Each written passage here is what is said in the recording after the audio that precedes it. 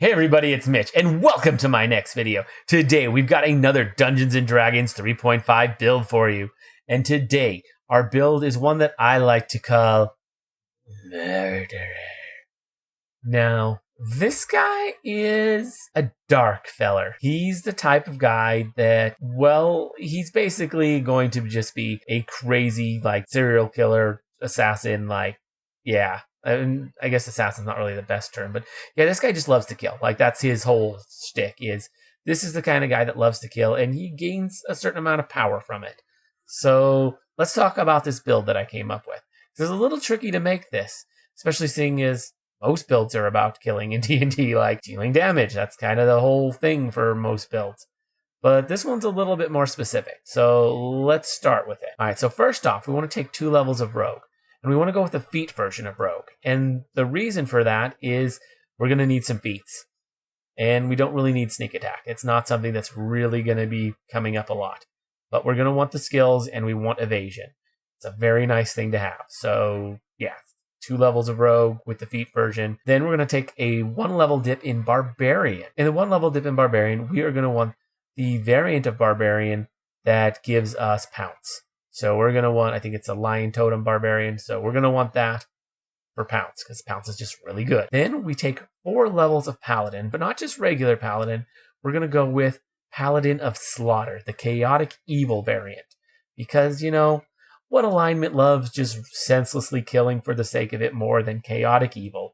And honestly, if you're going to be Paladin and have to take your oath, honestly, I think this one is the one that's going to fit the most. Because you are a straight-up murderer, and your oath is to cause as much senseless destruction as possible. Okay, well, yeah, this fits really well. That's already what you were planning on doing, so it fits perfectly thematically. So awesome. The reason why we took 4 levels of Paladin is 1, to get charisma to all our saves, and 2, it was also so that we could gain Turn Undead, as well as some spell casting, so that we could use that for other purposes. The spell casting you may actually sacrifice, but the Turn Undead you really want. But yeah, you may switch the spell casting for another class feature. Then, as I said, you'd want 3 levels of Hexblade, and that's partially for metal, and partially because with 3 levels of Hexblade, you gain the ability to get charisma to all your saves for the purposes of spells only. And that just doubles up with the paladins, and boom, now you get double charisma to all your saves. And you have evasion from those 2 levels of Rogue and metal. So good luck! Then after that, you're going to want 5 levels in Bear Warrior. And the reason for the 5 levels in Bear Warrior is, well, to get the strength of a bear. And it makes it so that that rage that you got from Barbarian is actually being put to use. And you only needed the 1 level, so that's going to work just fine.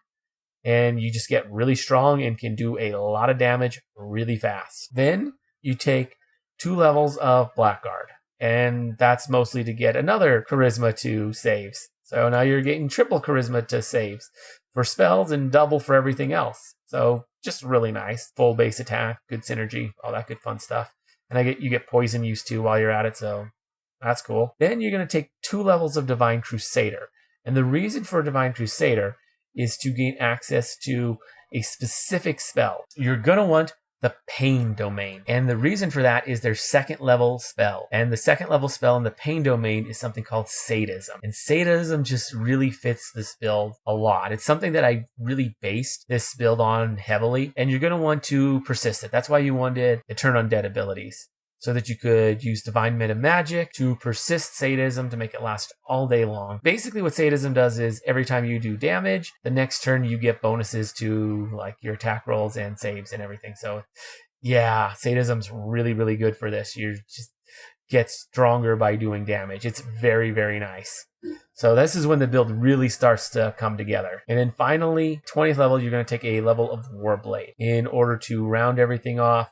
Gain some maneuvers, just some nice stuff to really just tie everything together. So you really don't get everything you want till 19th level, and at 20th level you get a big jump, so kind of a mess until then. But at 20th level you're really starts to come together. Well, at 19th level, it starts to come together, and at 20th, it really finishes off. It's a pretty good murderer build, I believe. You end up with like an 18 base attack bonus at 20th level, which is really nice. You get evasion and metal, and you get the ability to add charisma to all your saves 3 times over for spells and twice for everything else, which is massive. Then there's also lots of other abilities that it gets. I mean, you can get your AC fairly high with this. You're going to be limited to light armor, but that's not a huge deal being limited to light armor. And the reason for that is because of Rogue's evasion. Honestly, it's not that big a deal, as I said. There's ways around it, ways to make it pretty dang solid, make your dex probably pretty good as well. Really focus on strength and charisma, and dex would be the big ones I'd focus on for this build. Try and do just crazy amounts of damage. You're going to be really feat intensive from everything, which is why you took the feat variant of Rogue. It's a really crazy build. There's some ways that you could advance it beyond 20th, which I'm not going to get into in this video.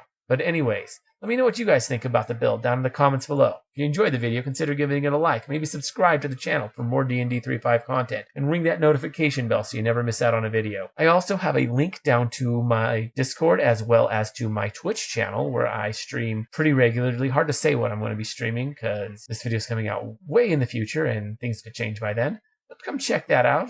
Probably going to be playing some RPGs down there. But anyways, as always, I'm Mitch. I'll be seeing you